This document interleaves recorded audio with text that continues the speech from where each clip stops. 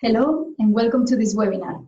I am Diana Junqueras. Hola y bienvenidos al seminario. Soy Diana Junqueras de Industrial Global Union. Primero que nada, si nos están acompañando por Zoom, sepan que pueden elegir el mensaje, el idioma que deseen escuchar, eligiendo en la parte de abajo de la pantalla el idioma de preferencia. Tendremos inglés, español, árabe y francés. Si desean escuchar en árabe, por favor seleccionen el canal de coreo. También estamos transmitiendo en vivo en la página de Facebook de Industrial y estamos grabando en varios idiomas para que después puedan referirse al video y compartirlo. Les recuerdo que pueden escribir sus preguntas en la parte de abajo y los panelistas les darán respuesta durante la sesión. ¿Por qué queríamos organizar esta sesión? Shell ha declarado que hoy es el día de la seguridad de Shell, pero ¿cuál es la realidad a la que se enfrentan los trabajadores? ¿Corresponde a lo que dice Shell? En el último informe de sostenibilidad dijeron que su prioridad principal era la seguridad de sus empleados y contratistas, pero murieron 7 personas en 2019 trabajando para Shell. Algunos de ellos eran trabajadores permanentes en Estados Unidos y 4 eran contratistas en Nigeria, Estados Unidos y Pakistán. Por esta razón, queremos conocer la realidad a la que se enfrentan los trabajadores en Shell. ¿Cuáles son nuestros derechos cuando hablamos de salud y seguridad en el trabajo? Shell respeta la decisión de sus empleados para protegerse. Shell proporciona equipo de protección adecuado. Los trabajadores de Shell desean garantías de su seguridad y salud, especialmente en torno a la pandemia del COVID-19. Y para ello tenemos aquí a Kemal Osman y a Ann Kohler, que es experto de salud y seguridad. Ellos nos darán las claves sobre la salud y seguridad laboral. También con nosotros tenemos a 3 compañeros que representan trabajadores de Shell. Jussi Delang, de Países Bajos, miembro de FMB, Afolabi Obanwale, de Nigeria, y miembro de Mukbang, y Lee Medley, de Estados Unidos, miembro de United Steelworkers. Tendremos presentaciones por parte de todos los panelistas y después habrá una sesión de preguntas y respuestas. Quiero darle ahora la palabra a Kemal Osman. Kemal, tienes la palabra. Sí, muchas gracias. Buenos días, buenas tardes, buenas noches. Bueno, ahora mismo estamos viviendo tiempos muy difíciles debido a la COVID-19 y estamos pues muy sensibles porque estamos perdiendo a nuestros parientes, a nuestros miembros. Esta crisis es diferente de lo que vivimos en 2008 y 2009, porque en aquel momento perdimos nuestros empleos y nuestros ingresos, pero es que esta vez también estamos perdiendo la vida. Ahora era ya momento de pedir rendición de cuentas, responsabilidades de los gobiernos y de los empleadores. Industrial ha realizado una campaña de Shell ya durante unos años. Estamos buscando justicia y estamos buscando rendición de cuentas, trazabilidad, responsabilidad de todas las políticas y acciones de esta importante compañía de petróleo. Tenemos un problema de confianza muy serio con Shell. ¿Y de dónde viene? Pues de que categóricamente han rechazado el diálogo con los trabajadores, con los sindicatos, con todas las partes interesadas. Acaban de publicar un informe de sostenibilidad y otro informe de ambiciones climáticas y sus contribuciones a los objetivos de desarrollo sostenible. Ahora, la pregunta es, ¿qué quiere decir una empresa responsable? ¿Quiere decir que han marcado las casillas y que han creado simplemente un departamento de responsabilidad social empresarial? ¿Y se trata únicamente de un lavado de cara verde? ¿O se trata de que la empresa se vuelva más ética y más responsable de lo que dicen que son? Por ello, hoy quisimos organizar este webinario con todas las partes interesadas. Hemos tenido problemas con Shell. Los problemas vienen de las políticas y de la aplicación de los derechos humanos, de los derechos laborales. En la reunión anual de accionistas que se celebró hace poco de manera virtual, se plantearon algunas preocupaciones sobre las condiciones de trabajo en algunos de los puestos de trabajo, de los lugares de trabajo de Shell.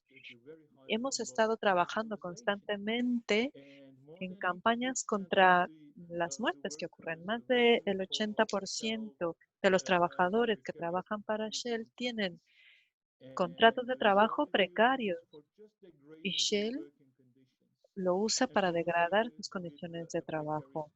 Los trabajadores con contratos precarios viven en la pobreza, no tienen seguridad laboral, no cuentan con protección sanitaria, con prestaciones sanitarias y tienen pocos equipos de protección. Ahora están organizando su propio día de la seguridad y por ello nosotros queríamos organizar el nuestro. Queremos que la compañía rinda cuentas. Al ver sus informes de sostenibilidad y de salud y seguridad, no se mencionan los trabajadores para nada. Es como si todo lo hicieran los directores y la empresa, pero es que nunca se hace referencia a los trabajadores, no se toma información de ellos, no se consideran sus aportes. El enfoque de salud y seguridad se reduce a las cifras, pero los trabajadores no son cifras, los trabajadores son personas. Queremos que la empresa sea responsable y rinda cuentas. Industrial Global Union busca que haya un diálogo genuino, que nos juntemos, que se pueda hablar de los problemas, que nos escuchemos unos a otros y que encontremos soluciones juntos. He llamado a los directivos de la empresa nuevamente y les dije, por favor, escuchen estas voces porque son las voces de los trabajadores. Lo que ustedes dicen que son no es la realidad en el terreno. Vamos a compartir la verdad con la opinión pública en todo el mundo. Ahora mismo, por escrito y por llamadas, estamos instando a la empresa a que tenga sentido común, a que escuchen a los trabajadores y a que muestren la realidad a la opinión pública, porque es bastante diferente de lo que están plasmando en sus informes de sostenibilidad, en este informe anual que hacen. Yo estoy seguro de que ahora mismo hay mucho interés y que después de las presentaciones estaremos muy bien preparados para tener una discusión, un buen debate sobre las preguntas que ya se han planteado y que se podrán responder. Muchas gracias a todos. Participemos en una buena sesión para asegurarnos de que las voces de los trabajadores serán escuchadas. Muchas gracias, Kemal. Ahora quisiera darle la palabra a Brian. Brian, ¿nos podrías comentar cuáles son los derechos básicos en todas partes para los trabajadores, pero especialmente para Shell? Sí, muchas gracias, Diana. Yo tengo unos 10 minutos para hablar de salud y seguridad en Shell y lo que no voy a hacer es desperdiciarlos eh,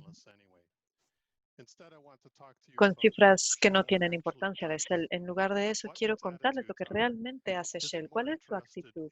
¿Qué les interesa más? ¿Controlar los riesgos y los peligros o controlar a las personas?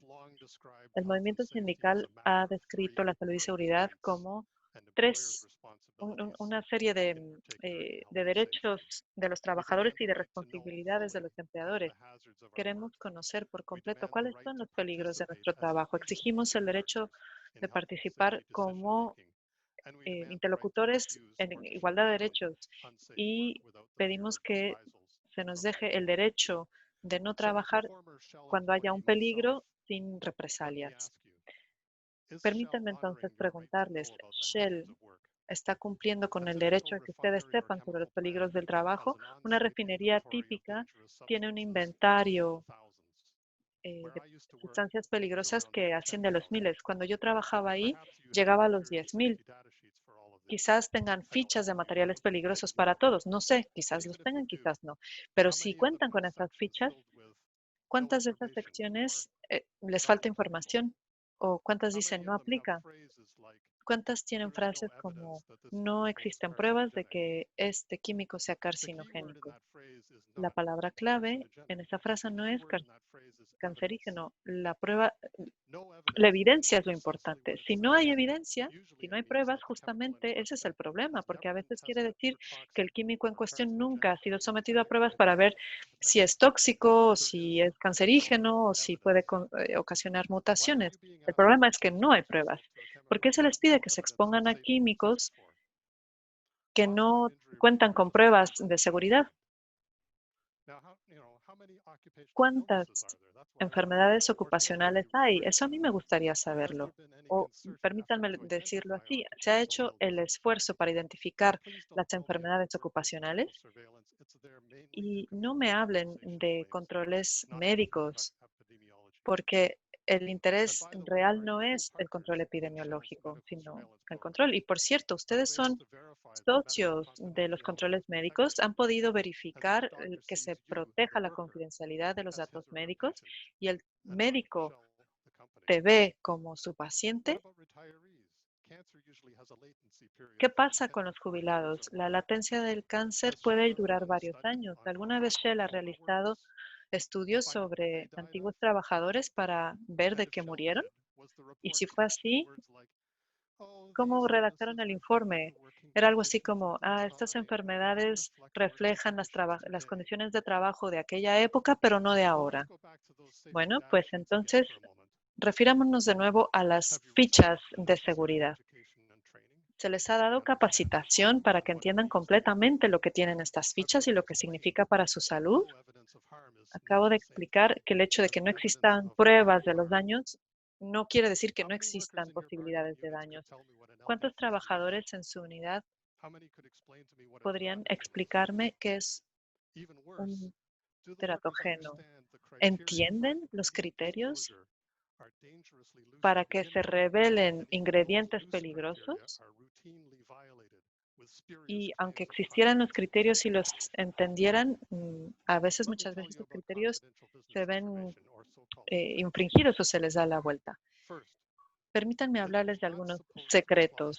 Se supone que no se aplicarían a la información de la salud humana, pero esto es ficción, especialmente en esta industria. Shell tiene uno de los mejores laboratorios en el mundo y rutinariamente compra productos de los competidores en cuanto aparecen en el mercado. Los analiza hasta nivel molecular y puede determinar cómo se ha fabricado. Los secretos comerciales no quiere decir que no se sepa qué está haciendo el competidor, porque ya saben. Lo que sí hace, y con mucho éxito, es privar a los consumidores y a los trabajadores de información. ¿Y qué decir del derecho de participación? Bueno, tienen la responsabilidad de participar al observar la conducta de los trabajadores, hacer algún tipo de informe, también indicar cómo sancionar conductas inapropiadas. Y en sus lugares de trabajo, ¿tienen una forma de tomar decisiones conjuntas? ¿Están participando en el diseño y la puesta en marcha de todas las políticas de seguridad y salud, programas, protocolos, procedimientos, investigación de accidentes, auditorías, investigaciones y evaluación de riesgos? ¿Quién se dedica a asesorar o a evaluar el riesgo? Les digo que si conduzco en Ginebra o en cualquier otra ciudad y simplemente disparo por la ventana de mi coche y mato a alguien, es un crimen. Pero si soy un empleador y simplemente estoy utilizando sustancias peligrosas carcinogénicas con mis trabajadores, también es un asesinato. ¿Y a quién es aceptable? ¿Quién puede aceptar esta situación? Los únicos que tienen la autoridad moral de evaluar el riesgo son aquellos a los que se enfrentan al riesgo. podría apostar que Shell invierte mucho en programas de seguridad. Tendrán unos nombres muy bonitos, pero es mucho más fácil echar la culpa al trabajador como un poco cuidadoso en lugar de evitar que se expongan los trabajadores a un peligro. Ahora bien, ¿no lo encuentran ustedes un poco extraño que en un centro de trabajo donde todo se decide, el proceso, el producto, el equipamiento, los agentes químicos, incluso las EPIs que se van a poner, y que si algo sale mal, ¿por qué tiene que ser culpa del trabajador? Yo he investigado cientos o incluso miles de accidentes durante mi carrera profesional y les puedo decir que incluso si el trabajador tiene una conducta que parece inexplicable o poco cautelosa, siempre hay que pensar que al trabajador en ese momento le parecía sensato proceder de esa manera. Producción e intentar hacer el trabajo sin las herramientas o equipamiento adecuado. Y por eso las investigaciones son importantes para entender por qué el trabajador actuó así y no simplemente acusarle de falta de profesionalidad o de cuidado. Los resultados de seguridad de los sistemas que nos dan aquellas herramientas, equipamientos, materiales adecuados, procedimientos laborales, protocolos. Y también es importante, por supuesto, contar con trabajadores profesionales, pero siempre pueden haber errores. Si lo único que puede mediar entre tú y un accidente es tener un monitoreo al 100%, una vigilancia al 100%, y si no lo hay, yo les puedo garantizar que se producirá un accidente. Y por último, recordemos, tenemos como trabajadores el derecho de rechazar trabajo que sea peligroso si así lo entendemos. Y en cualquier otro ámbito de la vida, el individuo tiene derecho a tomar acción para evitar entrar en peligro para proteger su integridad física. Y eso tiene que aplicarse también en el lugar de trabajo. Algunos de ustedes pueden estar de acuerdo, me dirán, claro, un individuo tiene derecho a rechazar trabajo peligroso. Y si no fuera así, díganmelo ustedes. ¿Cuántos trabajadores en el último año en su centro de trabajo han rechazado trabajos por ser peligrosos y cuál fue el resultado? ¿La dirección investigó los peligros? ¿Los compañeros de trabajo fueron forzados a realizar ese trabajo peligroso o apoyaron al trabajador que decidió no ponerse en peligro? Y no empecemos a hablar de preparación ante las emergencias, sobre todo cuando estamos hablando de grandes refinerías que normalmente suelen funcionar a la perfección. Yo conozco a Shell muy bien, trabajé para Shell durante 12 años y de muchas maneras son pues, más o menos igual que el resto de empresas de su ámbito y en algunos casos mejores, pero nunca han sido abiertos a la participación. Cuando en el 2003 hubo una huelga que les obligó a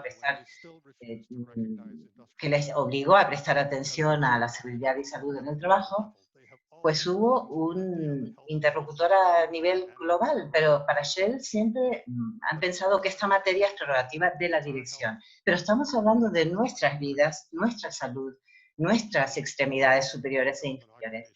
Shell piensa que está haciendo un buen trabajo en salud y seguridad del trabajo, pero siguen habiendo accidentes, patologías laborales y trabajadores siguen muriendo. Nosotros somos los grandes expertos en salud e higiene en el trabajo, conocemos los centros de trabajo, sabemos lo que ocurre y exigimos estar sentados en la mesa para toma de decisiones a todos los niveles, centro de trabajo a nivel regional, nacional y global. Porque si no estamos sentados a la mesa, estaremos en el menú. Bueno, yo lo dejo ahí, supongo que irán suscitándose más preguntas a continuación. Muchas gracias por su escucha. Gracias, Brian. Diana tiene un pequeño problema con su ordenador. Voy a presentar a nuestra oradora de Países Bajos. Muchísimas gracias, Brian. Fue impresionante escucharle cuando describe usted estas situaciones y yo ya las he vivido y con toda mi membresía, así que muchas gracias por su exposición. Voy a explicar un poquito cuál es la situación en nuestro entorno. Bueno, una parte de la situación, porque hay más refinerías que se están planificando en otras zonas del país.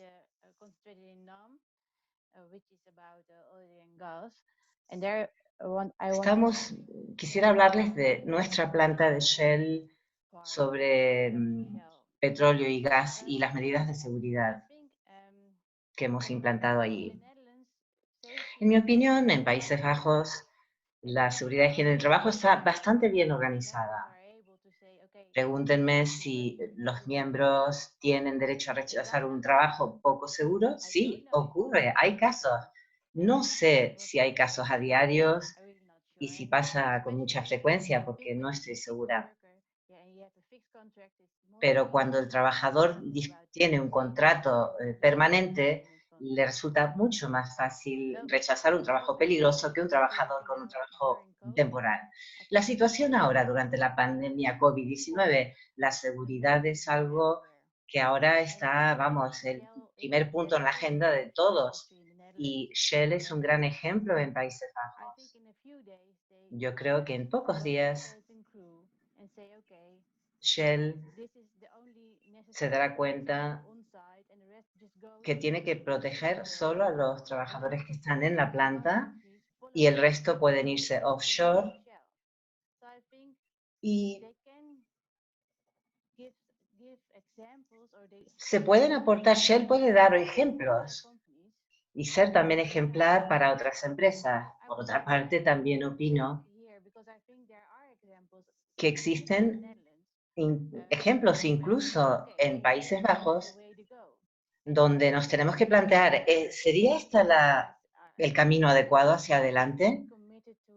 Estamos totalmente comprometidos con la seguridad de los trabajadores y como sindicatos, y no solo como sindicatos, sino miembros de otros sindicatos, ¿tenemos voz y voto en la mesa? Creo que incluso en Países Bajos no hemos llegado a eso. Y quieren negociar con nosotros, sí, y quieren hablar con nosotros. Pero cuando tocamos el tema de la seguridad, pues siempre que si la culpa es del trabajador o que no, la dirección, y no se suele hablar abiertamente de la seguridad y higiene en el trabajo. Ni siquiera cuando hay una cuestión muy práctica, siempre hay alguien de la dirección o algún mando intermedio que dice que sabe, que conoce más de la seguridad y higiene que nosotros los sindicatos. Yo espero que cambie un poco la situación.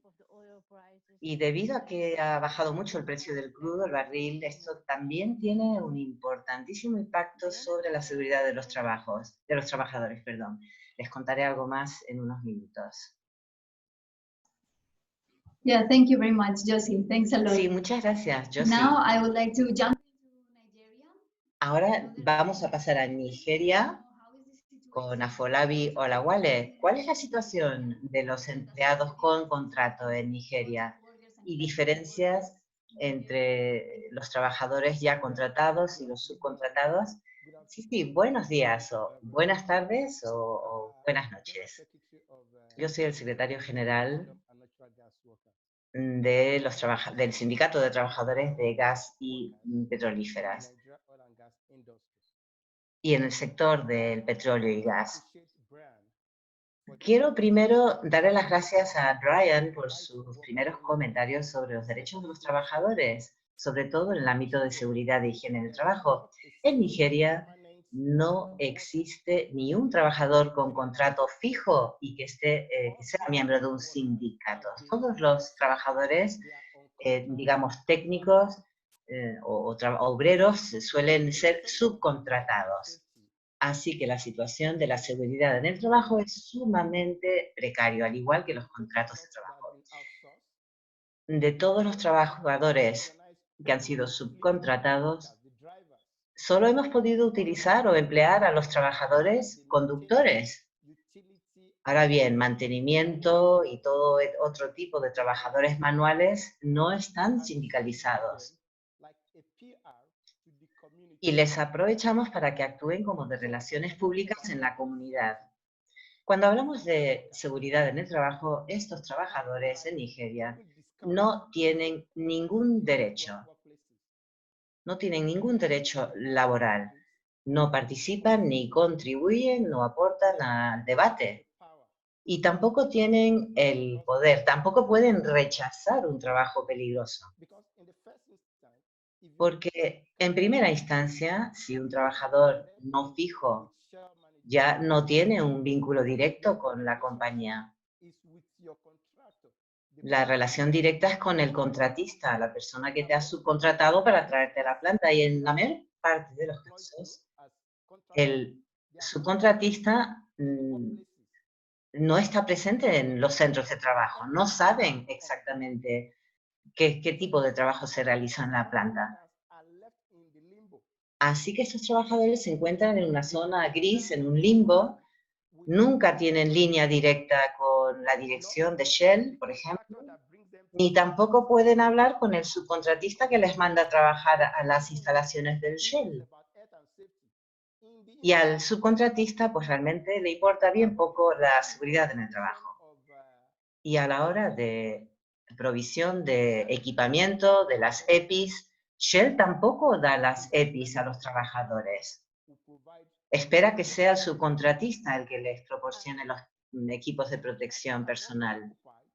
Y al contratista lo que más le preocupa es sacarse un buen dinero, con lo cual la calidad de las EPIs, si las ponen a disposición, son ínfimas, de una calidad muy cuestionable.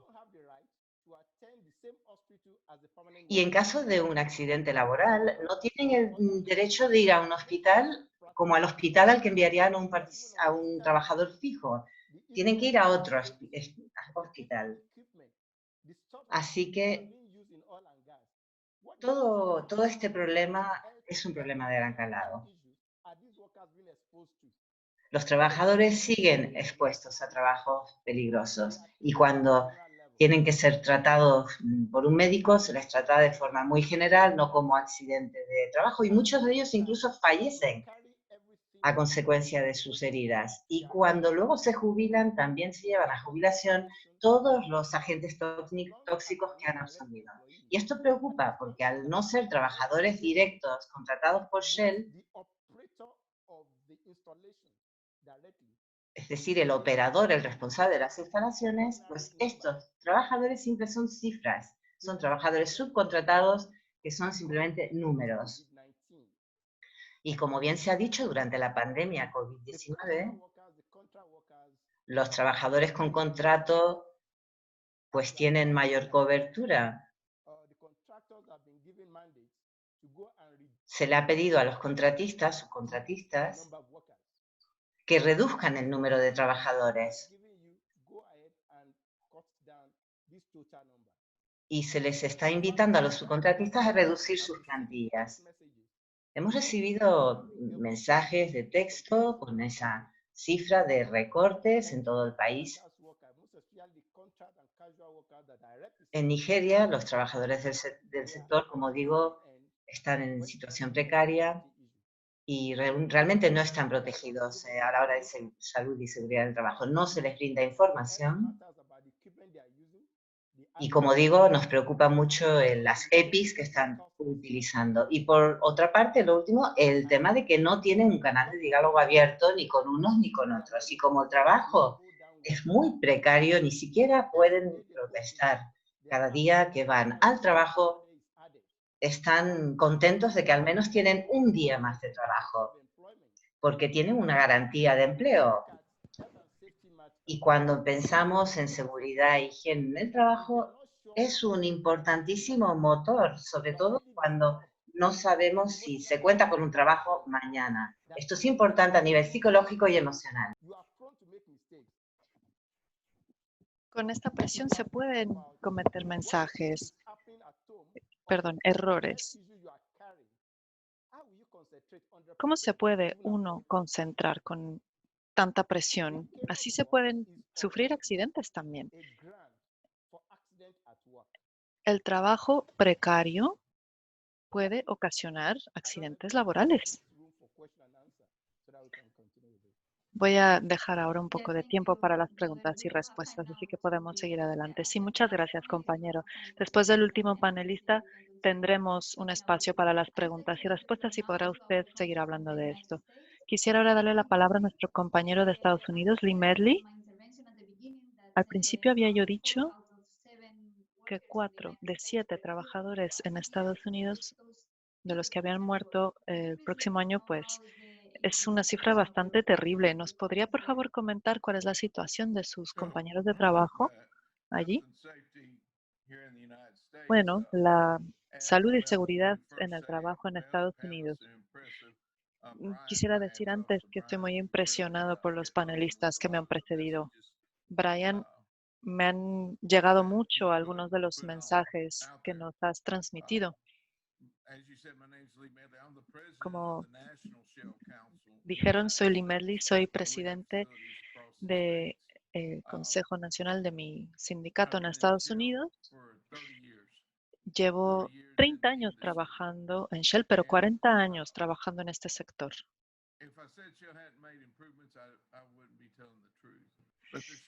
Si no se hubieran hecho mejoras, yo estaría mintiendo, pero todavía les queda mucho por hacer. Hemos pasado de llevarnos químicos en el cuerpo a casa cuando salíamos de trabajar, a, bueno, ahora a que se haya mejorado nuestra situación. Sin duda, se ha impulsado mucho la mejora de comportamiento, como ha comentado Brian. Pero yo no creo mucho en ello. Tenemos ahora un procedimiento de investigación. En 2015 organizamos una huelga y ahí salió la verdad a la luz. Cuando regresamos a la planta, nos quitaron básicamente cualquier tipo de salud y seguridad, cualquier garantía. Teníamos ahí unos 120 trabajadores y trabajadoras. Trabajaban en el programa de seguridad que habíamos construido y a todos los quitaron del programa. O sea que apenas ahora nos estamos recuperando y estamos volviendo al punto en el que tenemos que estar, pero seguimos teniendo grandes problemas. A Shell le encanta anunciar lo seguros que son, pero cada día que vas a trabajar tienes que llevar colgado un monitor en el cuello que está midiendo los gases tóxicos. En lugar de gastarse el dinero en ubicar las zonas de peligro y que haya monitores remotos, los tienes que llevar puestos y caminar hacia donde están los gases para que los monitores funcionen. Es un poco como la analogía del canario en las minas, pero adivinen quién es el canario. Pues son los trabajadores. El desafío que yo quisiera plantear a Shell es que si tienen un programa de salud y seguridad sólido, no importa quién sea el gerente, pero nuestra salud y seguridad sube y baja, dependiendo de quién es el gerente y dependiendo de cuánto están dispuestos a invertir. Una cosa que vemos constantemente es la siguiente. Se usan trabajadores subcontratados para presionarnos para hacer ciertos trabajos. Quieren que nuestros trabajadores hagan trabajo de operación y mantenimiento, por ejemplo. Nosotros somos un coste fijo para ellos y pueden ellos determinar si lo suben o lo bajan.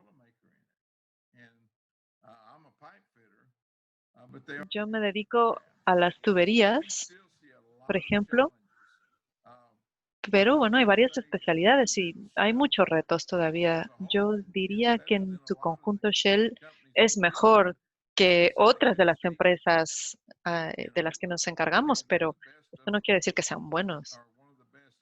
Son uno de los mejores de un grupo que mata a personas. Como Brian mencionó, a mí lo que me da miedo, como un empleado que lleva aquí 30 años y 40 en la industria, es qué me voy a llevar puesto de esa planta cuando me jubile. A lo mejor no lo voy a ver, pero muchos de nuestros compañeros cuando se jubilaron no duraron más que un año o dos y después se enfermaron de cáncer. Yo ya he enterrado un par de muy buenos amigos este año. No duraron mucho tiempo jubilados. Tenemos muchos micro retos en Estados Unidos hoy. Ahora mismo el clima en general es muy adverso para los trabajadores. No tenemos la capacidad de arbitrar en asuntos de salud y seguridad. Si ocurre un problema, no contamos con recursos la empresa puede infringir las normas y no podemos hacer mucho. La empresa, de hecho, lo admite. La formación que le dan a sus subcontratistas es bastante poca y hay muchísima rotación de empleados. Yo lo he dicho durante mucho tiempo. Aquí en casa, para darles un ejemplo de cuánta rotación hay, si no consigues que te traigan una pizza rápido es porque los repartidores están trabajando en las tuberías. ¿Por qué estamos teniendo tantos problemas ahora? A ver, yo creo que hasta 2015 logramos muchos avances, pero de eso ya hace 5 años. Allí tuvimos un gran retroceso y apenas ahora estamos recuperándonos. El Comité de Salud y Seguridad de nuestra empresa no se puede mover, no puede trasladarse a otros. Y si se encargan de problemas que hayan surgido de salud y seguridad, pues lo tienen que hacer durante sus periodos de descanso o a la hora de la comida. O sea, son muchos retos. No es como en Nigeria, con todo el respeto a ellos, pues ahí sí la cosa está trágica y a veces se nos olvida lo afortunados que somos. Pero nuevamente yo creo que Brian dio en el clavo en todo lo que dijo y se los puedo decir con mis 30 años de experiencia en Shell. Gracias por permitirme participar. Muchas gracias, Lee. Creo que el comentario o la metáfora de el canario y la mina, pues ilustra muy claramente lo que quieres decir. Gracias a todos los panelistas, gracias por sus aportaciones. Ahora quisiera pasar a la sesión de preguntas y respuestas. Siéntanse libres de participar cuando lo deseen. Quisiera empezar con las preguntas primero, porque ya en Nigeria nos comentaron de los trabajadores subcontratados, pero también quisiera preguntarles cómo es la situación en Países Bajos y en Estados Unidos. Sabemos que ahí también hay situaciones con, con trabajadores subcontratados. Lucy, ¿nos podrías hacer algunos comentarios? Sí, sí, claro. Yo creo que los trabajadores contratados en Países Bajos es que tienen mucha inseguridad por sus puestos de trabajo. Claro que si hablamos de la seguridad, incluso en Países Bajos, yo creo que hay cosas que hemos organizado muy bien y se ve que hay una diferencia entre los trabajadores permanentes y los subcontratados respecto a la salud y la seguridad. Les doy un ejemplo. Los trabajadores subcontratados no se unieron a la jornada de salud y seguridad de Shell. Me encantaría que estuvieran en este webinar, pero creo que eso es uno de los puntos principales. Si estás trabajando para Shell, tendrías que poder participar en la jornada de salud y seguridad de Shell. Y creo que esto es un ejemplo. Claro que uno necesita contar con una licencia para entrar a algunas plantas o algunas áreas, pero el punto crucial de la seguridad no es que tengas la licencia, sino que sepas qué pasa y qué hacer y cómo actuar y que actúes verdaderamente como un colega si eres trabajador permanente. Y creo que por lo menos en Países Bajos eso es muy difícil. Después tenemos el efecto de la incertidumbre. Ahora mismo, la bajada de los precios del petróleo están provocando muchos despidos. Y si eres uno de los que salen, posiblemente seas de la subcontrata.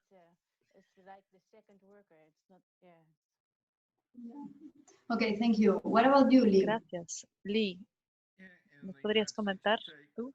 Sí, en Texas, que es donde vivo, la fuerza laboral está compuesta por sindicalistas en un 4%, o sea que el 96% no están sindicalizados. En Estados Unidos a los contratistas los llamamos trabajadores por voluntad propia. Muchos de ellos tienen poca capacitación y los pueden despedir por cualquier motivo. No se tiene que justificar simplemente se les puede despedir sin más. Entonces, mucha gente pues prefiere callarse porque si denuncian demasiado, pues no se llega muy lejos. Y esta gente piensa que tiene que darle de comer a su familia. La situación en realidad es que no pueden hablar de lo que en realidad pase.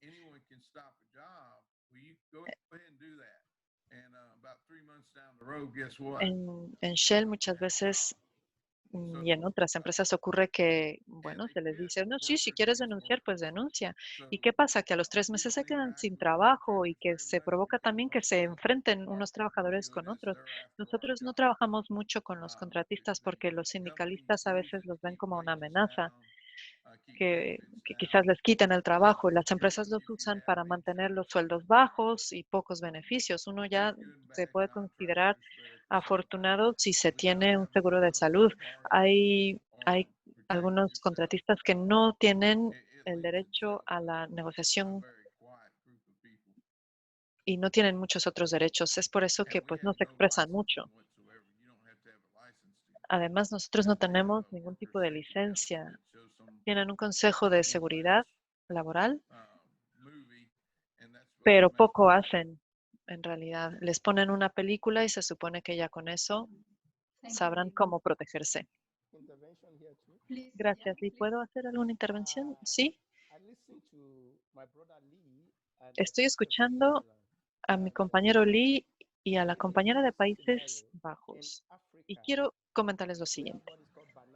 En África tenemos los plátanos, ¿no? Que crecen en racimos en los árboles y se empiezan a estropear de los lados. Es como se empiezan a echar a perder.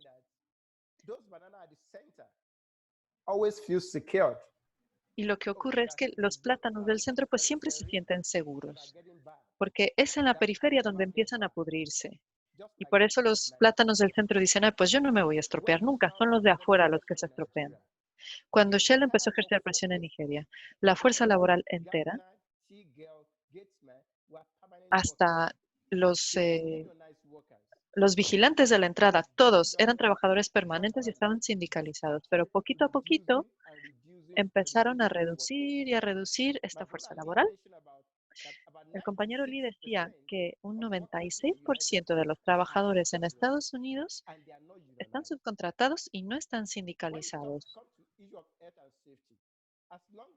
Cuando hablamos de salud y seguridad, si no estás sindicalizado es que no tienes ni voz para luchar, para buscar lo que es correcto, para conocer cuáles son tus derechos. Luego, si tienes un empleo precario, no puedes hablar de salud y seguridad, no puedes decir que estés seguro en el trabajo, porque la primera condición para la seguridad en el trabajo es sentir cierta seguridad de que no vas a perder tu empleo. La situación a la que nos estamos enfrentando es la siguiente.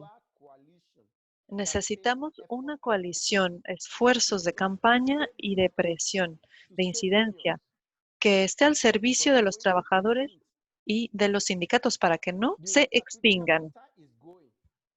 Está aumentando la renta per cápita. Se trata de intentar también que los trabajadores estén divididos, que se sometan al poder de la empresa. La pandemia COVID-19 lo ha expuesto todo eso. Muchos trabajadores están teletrabajando. Y esto creará mayor división y una fragilización mayor de nuestro movimiento. Muchas gracias. Sí, solo para aclarar, Texas 4%, Estados Unidos 11%.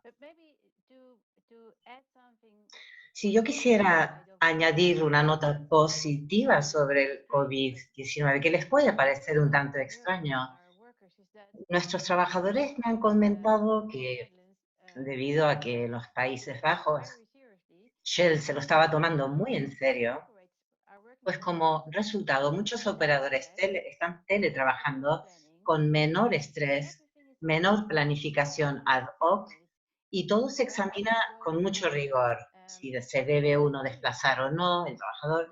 ¿Y qué significa todo ello? Que hay un lado positivo a todo esto.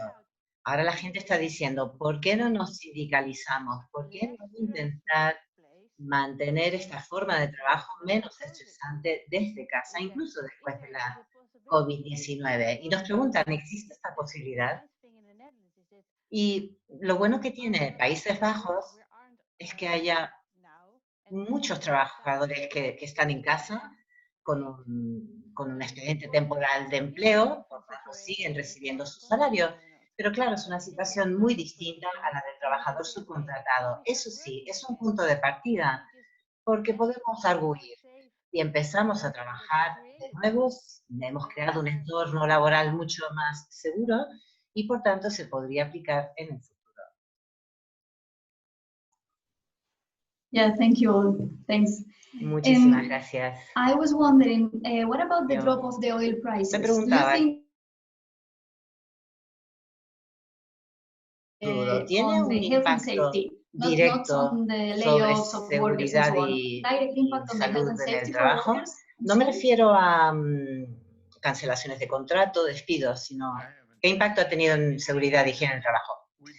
Bueno, yo no he visto ninguna diferencia. Sí que tenemos 2 instalaciones en Estados Unidos y una planta móvil que Shell intentaba vender y no pudieron venderla debido al hecho de esa caída brutal del precio del crudo. Así que lo que sí tenemos en Estados Unidos,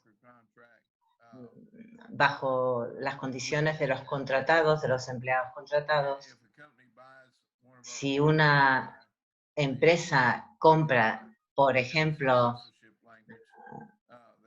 el contrato del subcontratista, pues existe una normativa que protege hasta cierto punto a los trabajadores.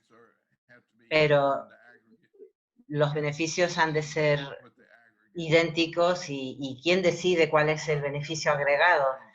Yo la verdad es que en ese sentido no he visto grandes cambios. Sí diría que con COVID-19 solo aquellos que tienen contratos fijos son los que trabajan desde casa y los trabajadores contratados por horas siguen en las instalaciones y no se han perdido ni un día de trabajo. Sí que rescindieron los contratos a los subcontratados y luego al personal fijo, algunos trabajan desde casa y otros vienen a la instalación. Si observamos algunos de los cambios que se han sucedido en Estados Unidos, la mayor parte de lo que se ha aprobado por parte de la administración no se aplica a empresas con menos de 400 personas, con lo cual muchas empresas se quedaron sin cobertura especial para el COVID. Bueno, en Países Bajos, debido a la caída en el precio del barril, sí se rescindirán contratos, se espera que algunos sean voluntarios, pero pensemos en otro aspecto. Una licitación para los vuelos de helicóptero para que se vayan a las plataformas. Bueno, pues es extraño, hay muchas empresas que quieren ocuparse de realizar esos vuelos, hasta las plantas offshore, pero ahora ha ganado la licitación una empresa que no pudo ganar esa licitación el año pasado porque no disponen de la licencia correcta. Así que, ¿qué ocurre? Que esta empresa que ha ganado es más barata. ¿Por qué? Porque también hacen esos vuelos en helicóptero en condiciones meteorológicas adversas, por eso son más baratos. Así que en relación con la seguridad y salud en el trabajo, en mi opinión, estas cosas están pasando ahora, no solo en Shell, sino en otras multinacionales y por tanto estamos intentando organizar a los trabajadores de Shell y de otros sectores. Creemos que es algo muy inseguro el aceptar estas licitaciones en condiciones que no son óptimas.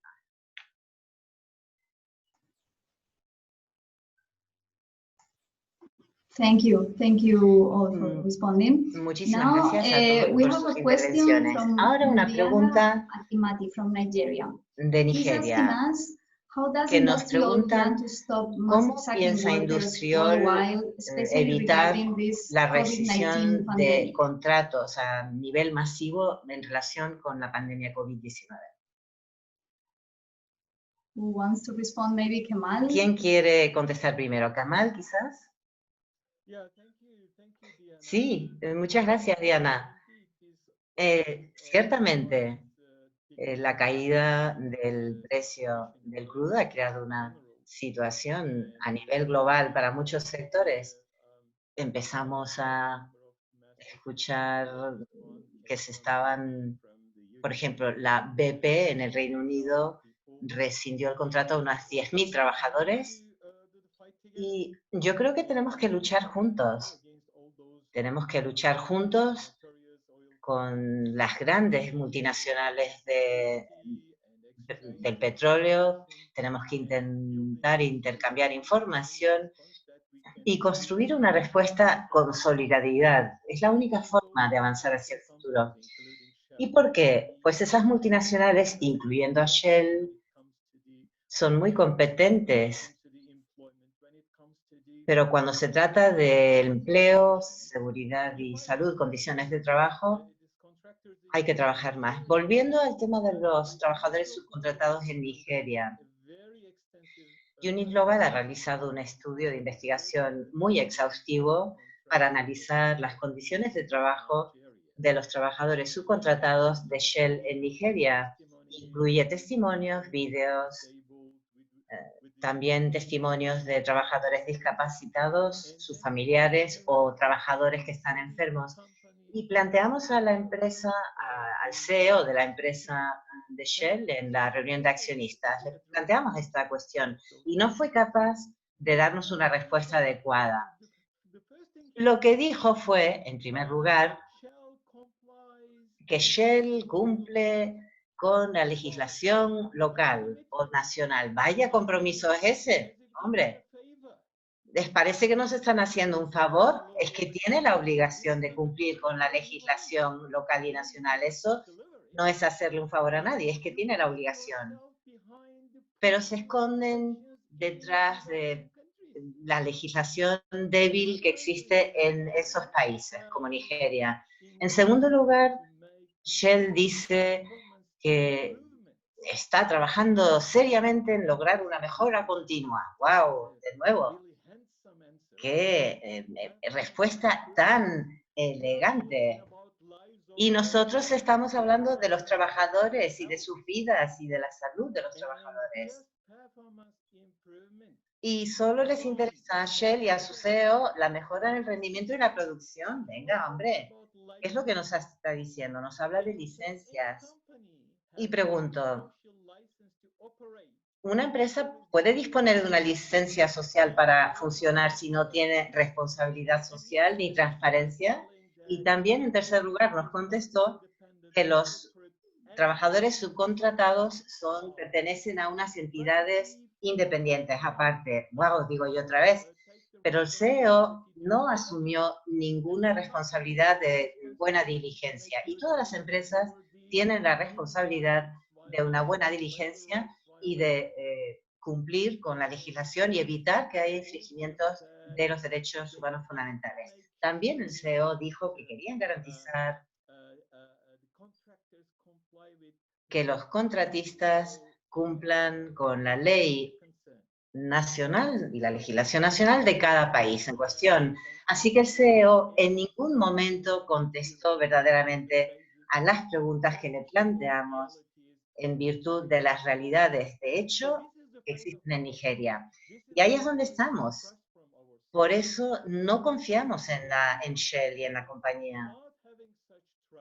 Y luego existe este otro factor. Sin confianza, la empresa no puede obtener una licencia social para operar, para tener su operativa. Sobre temas de medioambientales, por ejemplo, en presencia de los accionistas, se le preguntó sobre el compromiso de Shell para cumplir con los objetivos del Acuerdo de París y lo que contestó fue: les tendré que pedirles que sean pacientes, un poco pacientes. Y prosiguió: el negocio, esta empresa que hemos construido después de 100 años, no podemos hacer cambios de la noche a la mañana. Y vuelvo a decir que respuesta es esa, que falta de responsabilidad. Es por ello que, si me lo permiten, me voy a volver a repetir. Queremos que haya un diálogo general ha abierto una situación en la que se respetan los derechos de los trabajadores en todo momento. Nuestros derechos no están sobre la mesa ni para ponerse en venta ni para negociar. Nuestra salud y nuestras vidas no son negociables. Así que vuelvo a la pregunta que lanzó nuestro compañero en relación a las rescisiones de contratos que se están produciendo en la actualidad. La única forma que podemos luchar es que los trabajadores estén unidos constructivamente y que podamos reaccionar de forma constructiva juntos.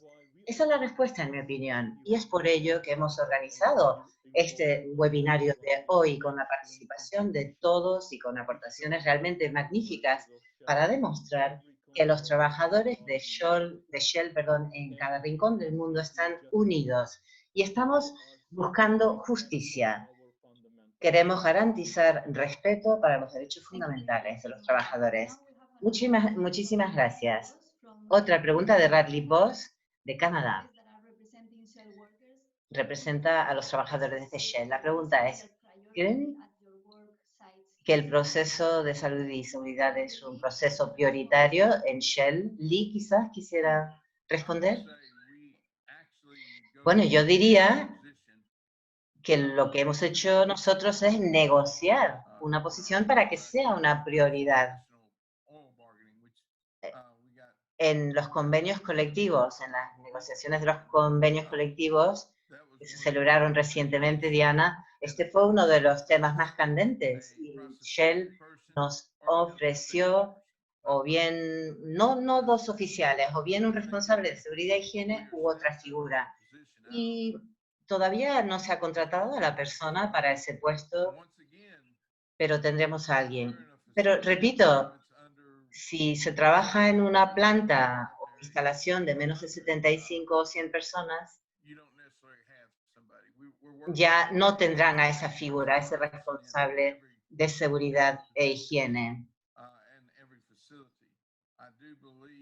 Yo creo firmemente que si no estamos ojo a visor con este tema, se nos va a ir de las manos.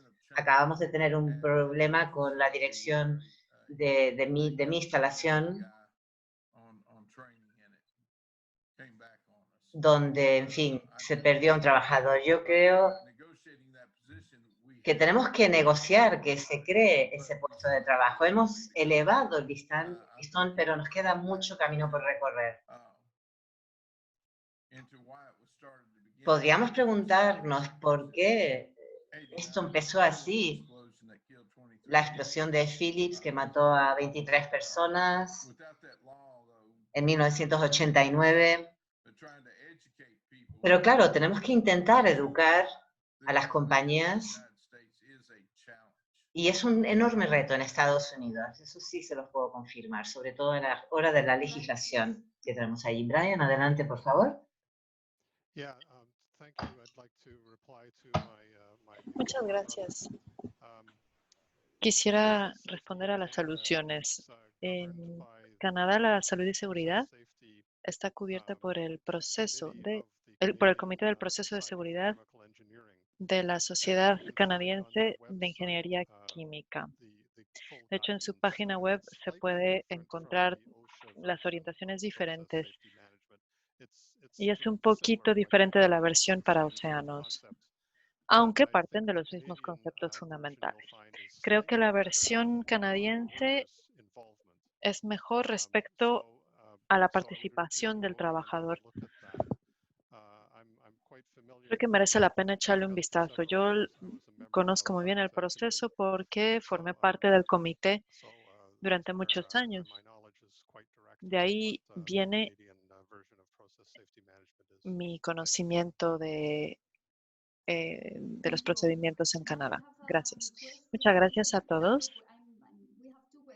Ahora tenemos dos preguntas para Folavi y yo las voy a condensar en una.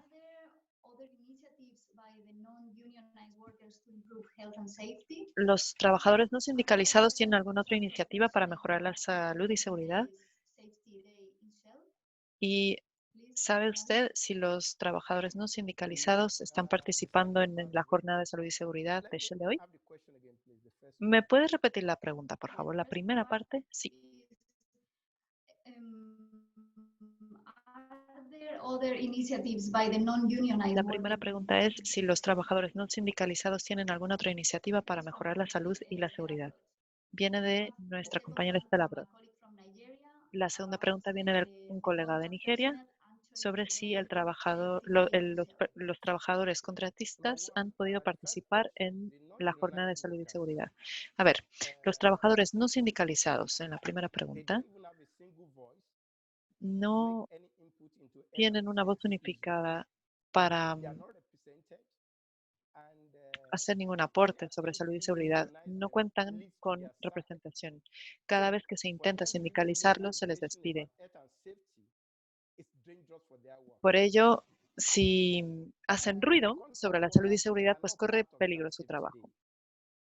Los trabajadores subcontratados no forman parte de la jornada de salud y seguridad. De hecho, ni siquiera sabían que se iba a celebrar.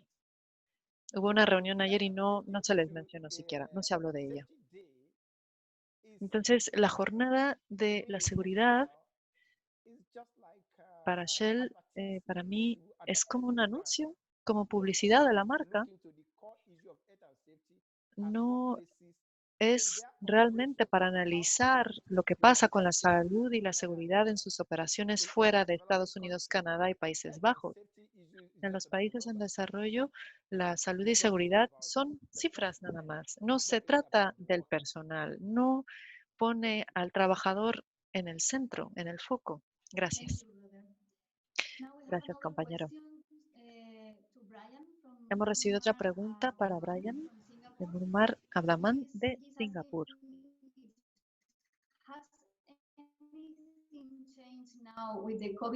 Pregunta, ¿qué ha cambiado con el COVID-19 y con nuestros derechos? ¿Tenemos los mismos derechos si hablamos del COVID o de otras enfermedades laborales?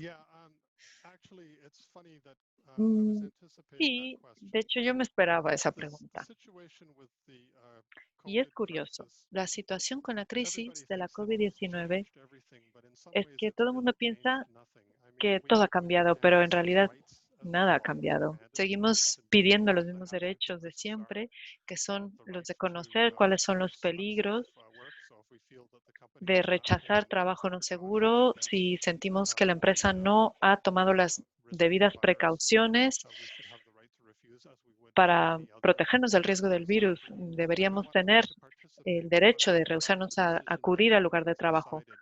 También queremos tener el derecho de participar en la toma de decisiones sobre lo que se va a hacer. Todas las medidas que se deban tomar si corremos el riesgo de infección de COVID-19 o cualquier otro microbio, pues incluyen medidas personales como lavarse las manos, como la distancia física, como llevar tapabocas y luego hay medidas industriales como la esterilización de las superficies, del equipamiento, de las herramientas, los controles. Luego hay temas a nivel gerencial como qué se hace con el cambio de equipamiento cuando hay cambio de turnos, qué se hace con el seguimiento, con las bitácoras, con los registros, con con el traseado. Pero básicamente, a nivel fundamental, no ha cambiado nada. La COVID es un reto nuevo, pero las herramientas para abordar este riesgo pues son las mismas de siempre, que son las responsabilidades, la toma de decisiones y que queremos ser parte de las mismas porque es nuestra vida la que está en juego. Muchas gracias, Brian. Ahora sí que se nos está acabando el tiempo, así que voy a plantear la última pregunta de Aliatza de Marruecos. Dice, ¿por qué Shell se ha distanciado de Industriol? ¿Podría mejorar la situación de los trabajadores si Industriol y Shell trabajaran juntos? Quizás Kamal nos podría responder. Yo creo que esta pregunta hay que planteársela a la empresa porque no sé yo cuántas veces se las hemos planteado nosotros con cartas, en juntas de accionistas. Y ellos se han rehusado categóricamente a dialogar con nosotros en cualquier sentido. Industrial Global Union se preocupa mucho por el comportamiento de Shell, especialmente en los países en desarrollo, tal y como ha expresado nuestro compañero Afolabi de Nigeria.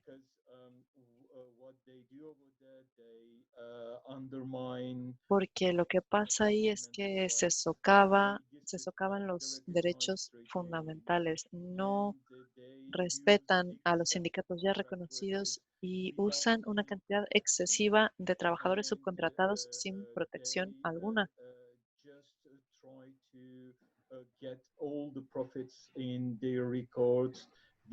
Simplemente intentan ganar el máximo beneficio sin dejarle nada a los trabajadores o al país. Por esta razón, la situación no es aceptable. Industrial Global Union ha estado haciendo campaña y uno de los objetivos de dicha campaña es el de tener una mesa abierta de debate donde nos sentemos como iguales para hablar sobre todos nuestros problemas de manera civilizada. Esa es la clave. Como la empresa se ha negado categóricamente a sentarse con nosotros, pues nuevamente anuncio que Industrial Global Union está comprometido a luchar, a seguir organizando campañas hasta que hasta que llegue la justicia a los lugares de trabajo de Shell y hasta que se reconozca un diálogo mundial. Hasta que esto ocurra, nosotros seguiremos realizando campaña junto con todos nuestros colegas en el norte global, en el sur global, porque así es la política de Industrial Global Union. Es la de establecer un diálogo genuino y constructivo con las multinacionales. En caso de que se nieguen, como hace Shell, pues ahí ya la única opción que nos queda es hacer campañas. Es luchar a través de las campañas y eso es lo que estamos haciendo. Invito a el compañero o la compañera que haya planteado esta pregunta, pues que se la dirija precisamente a la gerencia local y después habrá que ejercer presión. Se ejercerá presión con todos los directivos de Shell para que participen en un diálogo respetuoso, instructivo con los sindicatos afiliados a Industrial Global Union. Muchas gracias, Kemal. Nos ha llegado una última pregunta para Lee. ¿Cuál es ¿De qué manera especial se ha tratado a los trabajadores durante el COVID-19? A ver, pues no se les ha dado mucho equipamiento especial, la verdad. La limpieza es un poco mejor, se ha intentado que la gente en las salas de mando, pues que no sea mucho, pero básicamente se les ha dado una mascarilla y la distancia social. Fuera de eso, la verdad es que no hay equipamiento especial, EPPs especiales para la COVID.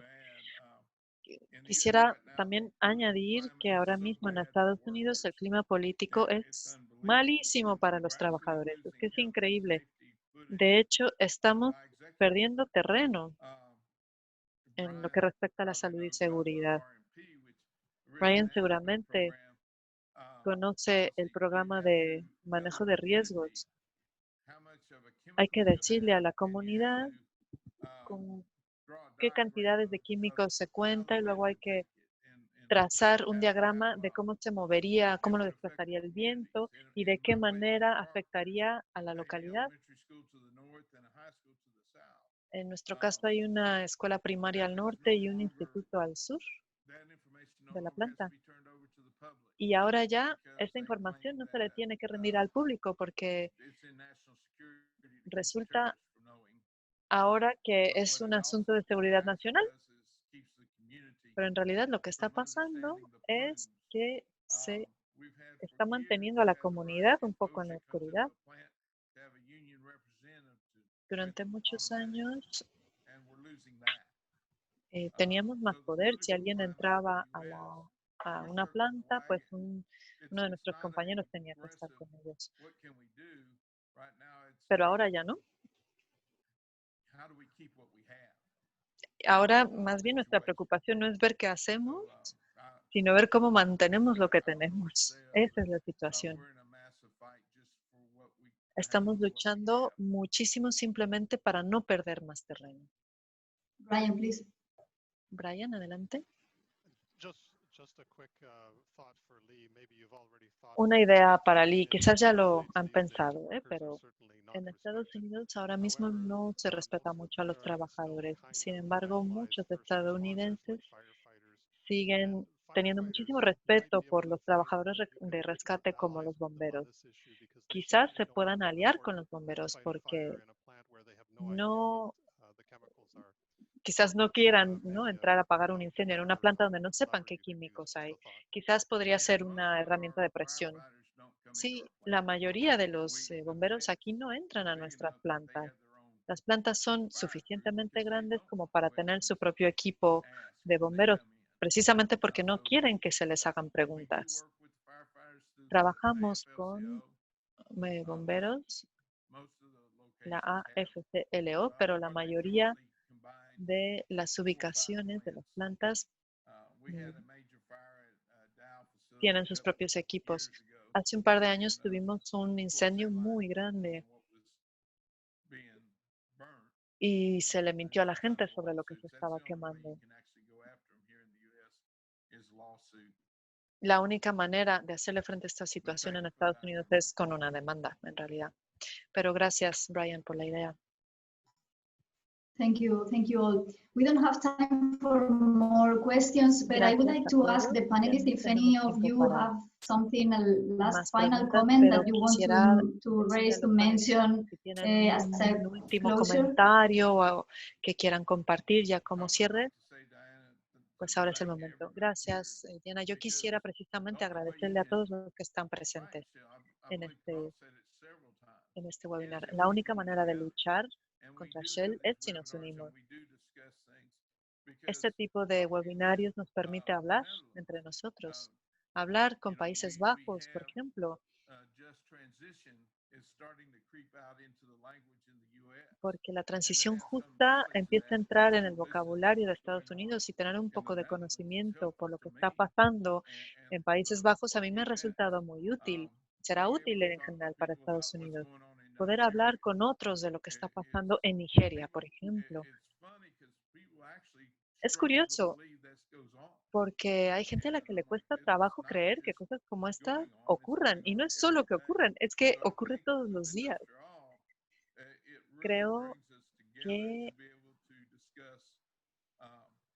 Industrial nos ha permitido reunirnos para hablar juntos en lugar de, como dice Kemal, que nos están intentando dividir y separar. Con esto nos mantenemos unidos y yo aprecio mucho que, Diana, que hayas organizado esto y que los que hayan venido nos hayan prestado en su tiempo. Sí, Diana, yo también quiero decirte que te agradezco muchísimo porque, como Lee dice, esto es algo que podemos hacer juntos.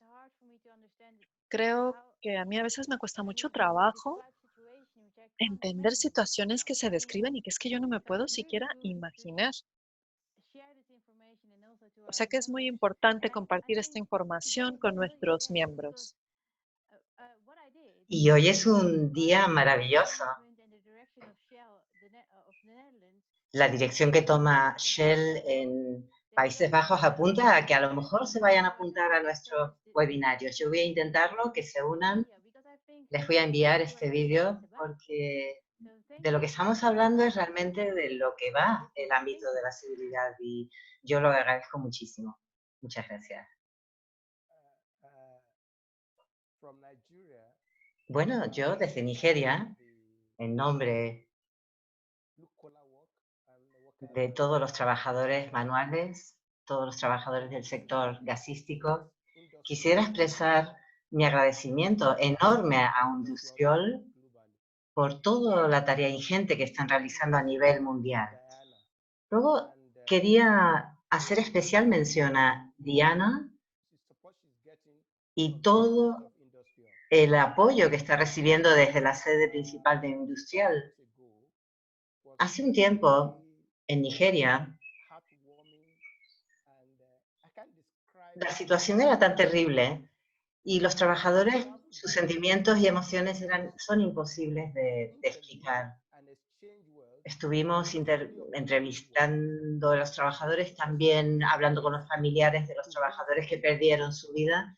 También fuimos a visitar las instalaciones y con todos los informes tan negativos que salieron del delta del Níger, pues cuando hay consecuencias de pérdidas de vida, pues uno tiene que ir a la ubicación, a la planta donde se ha producido el accidente. Esto lo aprecian los trabajadores. Y Kamal, por favor, no crea que usted que lo que estamos haciendo no tiene efectividad.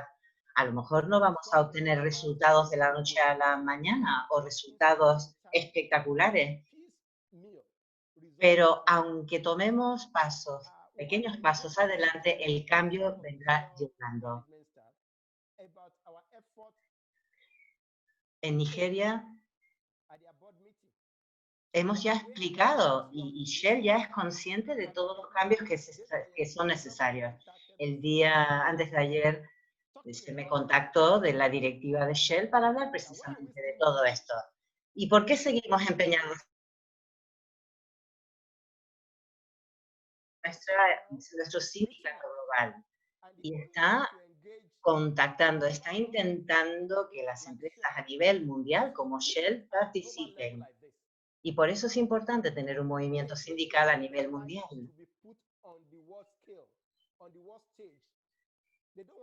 A Shell no le gusta que les digan lo que tienen que hacer, no les gusta que se les exponga sus malas prácticas, por eso intentan evitar a Industrial.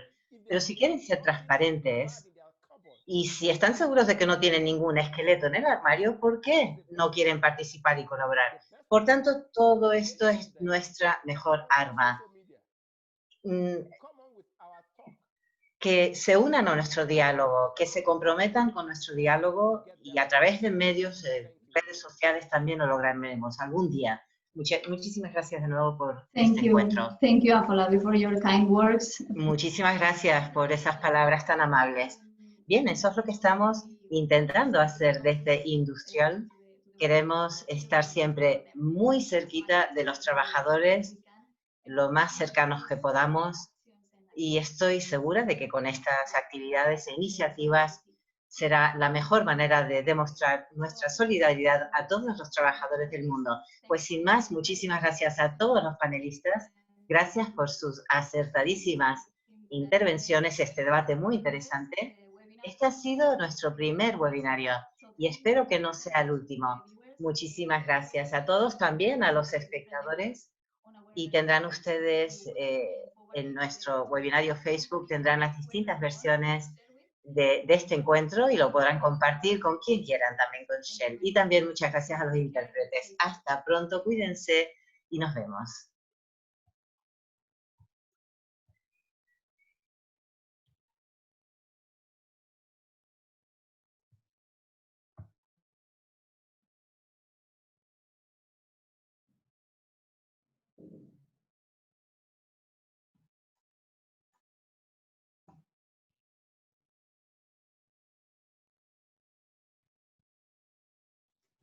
Thank you very much.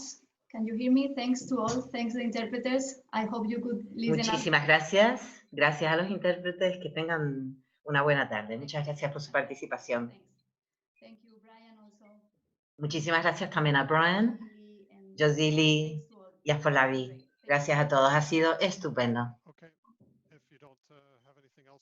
Bueno, yo tengo que ya marcharme para ocuparme de otro tema, si no hay nada más. Sí, puedes marcharte, Brian. Muchísimas gracias.